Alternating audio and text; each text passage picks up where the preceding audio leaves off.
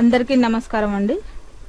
ఈరోజు మనం మంచి సింపుల్ రెసిపీ ఎగ్ పులుసు అంటే కోడిగుడ్లు పులుసు ఎలా తయారు చేసుకోవాలో చూద్దాము। దానికి కావాల్సిన పదార్థాలు ఒక 6 ఫ్రెష్గా ఉన్న గుడ్లను తీసుకోండి, ఒక 7-8 ఉల్లిపాయలు మీడియం సైజు కట్ చేసి పెట్టుకోండి, పచ్చిమిర్చి ఒక 5 తీసుకొని ఇలా సన్నగా తరిగి పెట్టుకోండి, చింతపండు మీడియం సైజు అంత, నిమ్మకాయ అంత సైజు చింతపండు నానబెట్టి పెట్టుకోండి, ఆయిల్ ఒక 4 స్పూన్లు, కారం 2 స్పూన్లు, పసుపు చిటికెడు,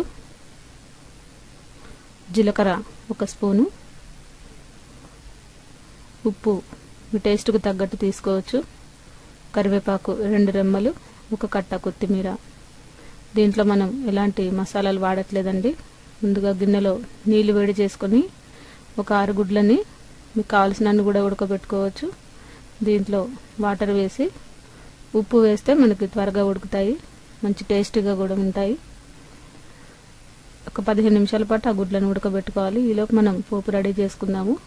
ముందుగా 4 స్పూన్లు ఆయిల్ వేసుకొని దీంట్లో జీలకర్ర, ఉల్లిపాయలు, పచ్చిమిర్చి వేసి ఒక 15 నిమిషాల పాటు చక్కగా గోల్డెన్ బ్రౌన్ కలర్ వచ్చే వరకు ఫ్రై చేసుకోవాలి। ఇదంతా కూడా పచ్చివాసన పోయే వరకు వీటిని ఫ్రై చేసుకోవాలి। ముందుగా ఉప్పు వేసుకుంటే ఉల్లిపాయలు త్వరగా వేగటానికి సహాయపడతాయి, అందుకనే ముందుగా ఉప్పు వేసుకోవాలి ఉల్లిపాయలకి। వేసుకున్న తర్వాత ఇలా గోల్డెన్ బ్రౌన్ కలర్ వచ్చిన తర్వాత దీంట్లో పసుపు వేసుకొని కొద్దిగా పచ్చివాసన పోయే వరకు ఫ్రై చేసుకోవాలి। దీంట్లోనే సరిపడ కారం వేసుకోండి,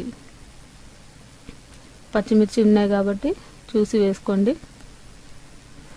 ఇప్పుడు మనం చింతపండు రసాన్ని దీంట్లో వేసి ఒక 15 నిమిషాల పాటు బాగా మరగనివ్వాలి।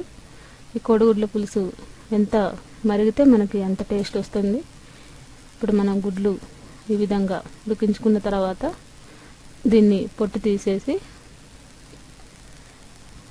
అదే పులుసులో మనం మరింత ఒక 10 నిమిషాల పాటు మరగనిస్తే ఈ పులుసు అంతా కూడా గుడ్లకు పట్టి మంచి టేస్ట్ వస్తుంది। చూసారు కదా, ఈ విధంగా మనం కొద్దిగా చిక్కబడే వరకు ఉడికించుకున్న తర్వాత స్టవ్ మీద తీసేసి దీంట్లో కొత్తిమీర వేసుకొని ఈ వేడివేడి రైస్లోకి చాలా బాగుంటుంది। చూసారు కదా, ఎంతో రుచికరమైన కోడిగుడ్ల పులుసు తయారైంది।